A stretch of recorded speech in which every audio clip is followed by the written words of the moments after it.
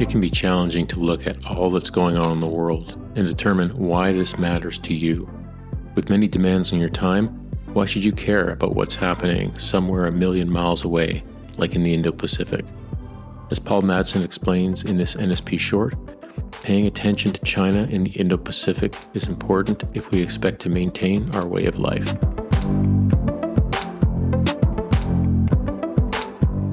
The Indo-Pacific has become sort of the vortex, I think, driving the design of the 21st century. And notwithstanding what's happening in Ukraine and notwithstanding what's happening in the Middle East, the larger, more enduring and impacting sort of play is happening in this region.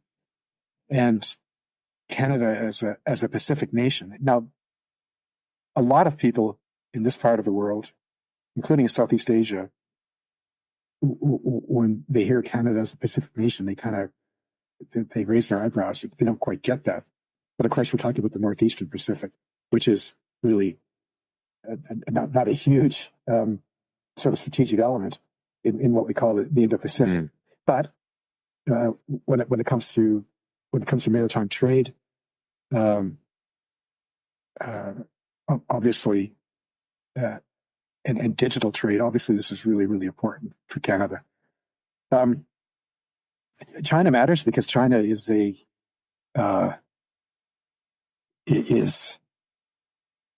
developed as in my view, as a malign influence with a long game that is it's played out in plain sight for many, many years in ways that are not aligned with Canada's fundamental liberal democratic values.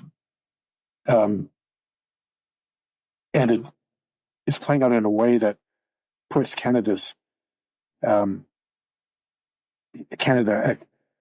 what it stands for at great risk. Other liberal democracies have certainly appreciated this. The United States, obviously. Australia, although Australia struggles to address this in an open and transparent way, given that its economy is so dependent on exports into China. But Canada needs to be paying attention because China is, my view around China is that, look, the notion of China as a defined geographical nation state is a fairly contemporary one. China, historically, in my view, was a series of dynasties that replaced one another through violence and existed geographically in terms of their ability to control trade and to exact a tributary from less powerful nations. And so the geographical sort of scope of China kind of waxed and waned based on the range of its power. But in my view, the Chinese Communist Party, especially under Xi Jinping's leadership, is another dynasty with a different sort of look. But it still is a mercantilist, sort of zero-sum type nation that is looking to control, exert influence and control to the limit of its capacity, which has now become global.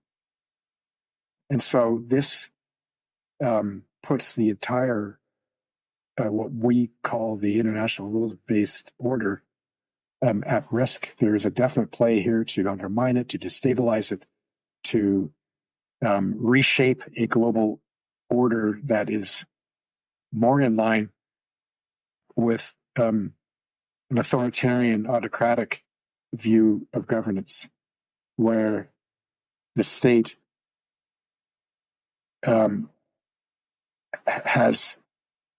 certainly has priority over the individual.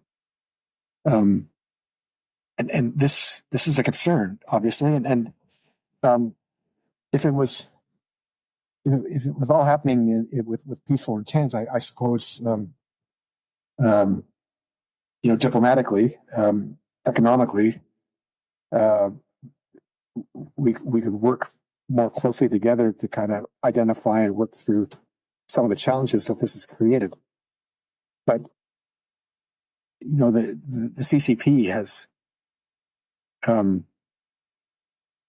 created a People's Liberation Army with a force structure, an order of battle in all domains, which has achieved, in some cases, competitive advantage. And you have to ask why. And we are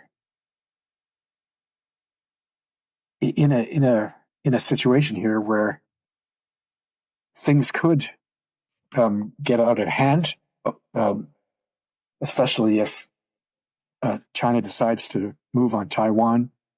They've declared they need to be ready by 2027. That could happen. They can move on Taiwan tomorrow. These are all things that would have a fundamental impact on the lives of Canadians. And so that's why I think Canada should be paying attention. And that's why I think the Department of National Defense and the Canadian Armed Forces have not been